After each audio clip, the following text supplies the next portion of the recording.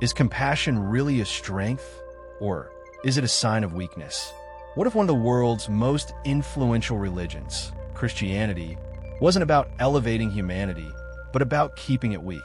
This was the shocking claim made by Friedrich Nietzsche, one of the most dangerous and misunderstood philosophers in history. Nietzsche argued that Christianity didn't just preach love and forgiveness, it inverted strength itself. It replaced courage with meekness, pride with humility, power with pity. In Nietzsche's eyes, Christianity wasn't salvation. It was a revolution of the weak against the strong. Today, we're diving deep into why Nietzsche believed Christianity invented weakness and what that means for us now. To understand Nietzsche's claim, we need to start with his idea of morality itself. Nietzsche argued that not all morality is the same. Instead, he divided it into two fundamental types: master morality and slave morality. Master morality was the morality of the strong, the warriors, nobles, and leaders of ancient times. For them, good meant strength, power, pride, and vitality. Evil wasn't sin. It was weakness, cowardice, and failure. Slave morality, on the other hand, was born from resentment. It was created by the oppressed, the powerless, those who suffered under the strong. Unable to fight strength with strength, the weak fought with values. They redefined good and evil. Now, the master's pride became arrogance. Their strength became cruelty. Their joy became sin. And weakness, humility, obedience, those became virtues. In this way, Nietzsche argued, the weak invented a morality that justified their condition and condemned the strong for being strong. Enter Christianity. For Nietzsche, Christianity was the ultimate expression of slave morality. Think about it. Christianity glorifies the poor, the meek, and the humble. It preaches turning the other cheek, forgiving your enemies, blessing those who persecute you. In Nietzsche's eyes, this was a complete reversal of natural values.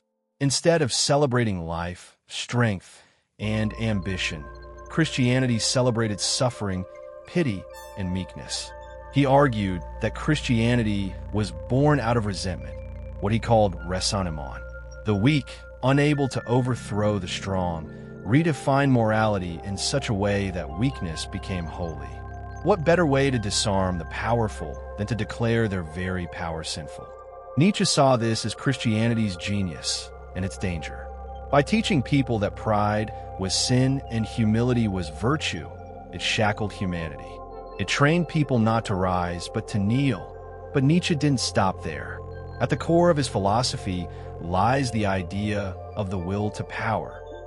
For Nietzsche, all living beings are driven by more than just survival. The true engine of life is the will to expand, to grow, to dominate, to overcome, the will to power.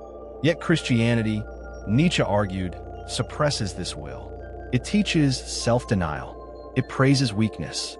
It tells the strong to pity the weak and the weak to stay weak. To Nietzsche, this was life-denying. It was not about flourishing.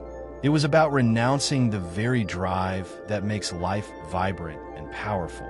In his words, Christianity was a morality that turned against life itself. This is why Nietzsche famously declared, God is dead. He didn't mean someone killed God, but that faith in the Christian God was crumbling in modern times. Science, reason, and progress had eroded the old foundations. For Nietzsche, this was both terrifying and liberating. Without God, the old morality, the slave morality of Christianity, could no longer claim absolute authority. But this also left a dangerous vacuum. Without God, would humanity collapse into nihilism, believing life has no meaning? Or would it rise to create something new? Nietzsche's answer was the Übermensch, the Overman. The Overman is not bound by slave morality. He does not kneel before pity or weakness. Instead, he creates his own values, guided by the will to power. He embraces life in its totality, its suffering, its chaos, its strength. For Nietzsche, the Overman was the next stage of human evolution, someone who transcended both God and weakness to live with power, creativity, and authenticity. If Christianity invented weakness, the Overman was the invention of strength reborn. So, why did Nietzsche say Christianity invented weakness? Because he believed it took the natural values of strength and turned them upside down. It taught humanity to see weakness as virtue, pride as sin, and suffering as salvation. But Nietzsche's philosophy wasn't just about tearing down. It was about rebuilding. He wanted humanity to move beyond this morality of weakness, to embrace life and strength, and to create new values rooted in the will to power. And now the question is yours. Do you think Nietzsche was right? Did Christianity weaken humanity, or did it give us compassion and moral depth? Tell me in the comments. I'll be reading your thoughts. If this exploration challenged you, give this video a like. It helps bring these ideas to more people. And subscribe to Philosynth, where we don't just read philosophy, we live it.